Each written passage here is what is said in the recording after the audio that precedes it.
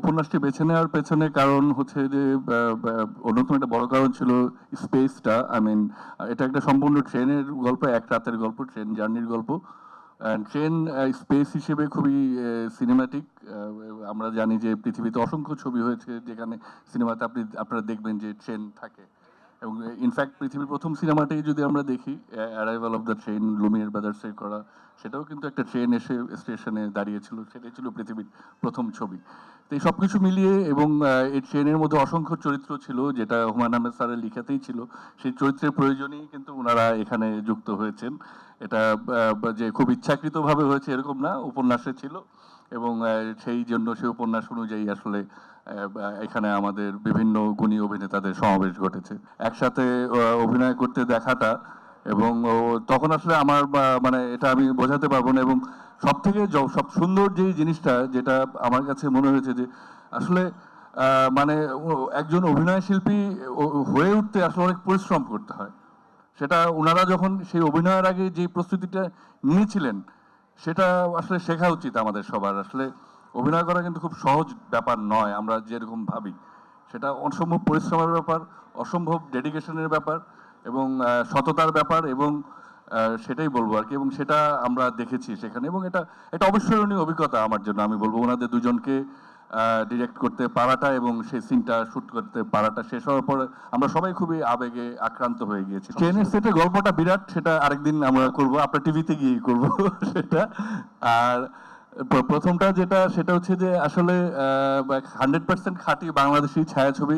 আমরা আসলে ওটা খুঁজছি আসলে, যেটা বাংলাদেশের ছায়াছবি বলতে আমরা যেটা বুঝি, আগে যেটা দেখেছি সেটাকেই আবার ফিরিয়ে নিয়ে আসাটাই। এটা এরকম না যে খুব নতুন কিছু আমি করছি, এটাই ছিল, এরকমই ছিল, যেটা বাংলাদেশকে ছবিটা দেখলে যেন মনে হয় যে আচ্ছা, এটা তো বাংলাদেশের সিগনেচার আছে, এটা আমাদের ছবি আর কি।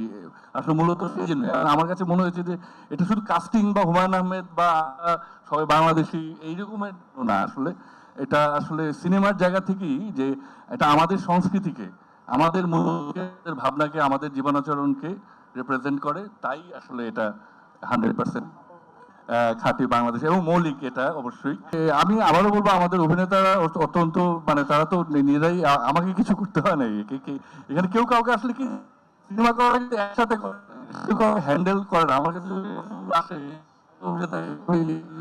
আমি অবাক লাগে শুনলে আর কি। কারণ এরকম কেন হবে, এরকম তো হয় না কখনো। কারণ প্রত্যেকেই অভিনয় করতে এসেছেন, এবং তার তার চরিত্রে, এবং তারা অত্যন্ত মানে পেশাদার অভিনেতা, এবং অত্যন্ত প্যাশনেট অভিনেতা। তো সবাই তো তার কাজটা আমরা সবাই যার যার মতো করে করি। এই ছবিটা করার পেছনে আমাদের আসলে আমি আমার যারা টিম মেম্বার এখানে আছে প্রত্যেককে আমি অত্যন্ত ধন্যবাদ জানাচ্ছি। কারণ এই ছবিটা আসলে যে কোনো সিনেমাই আসলে একা করা যায় না। মানে এক্সেপশনালি হয়তো দু একটা হতে পারে, কিন্তু সিনেমা কিন্তু আমাদেরকে একসাথেই করতে হয়। এবং সেই একসাথে করতে গিয়ে সেটা যখন সবাই একই কি বলে ইয়েতে থাকে, তখন কিন্তু ছবিটা ভালো হয়। তো কাজেই এখানে আমার সাথে আপনারা দেখছেন যারা আছেন, অত্যন্ত গুণী অভিনয় শিল্পীরা আছেন, তাদের সাথে কাজ করতে পেরে আমি অত্যন্ত আনন্দিত।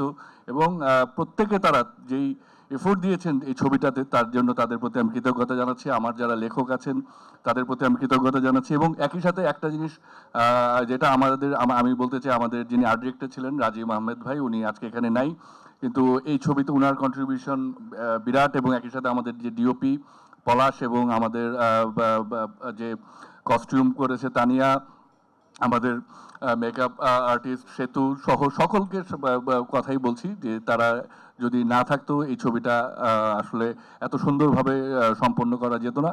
ছবি আমি আশা করি যে দর্শক হলে গিয়ে দেখবেন, আগের মতোই ভালোবাসবেন।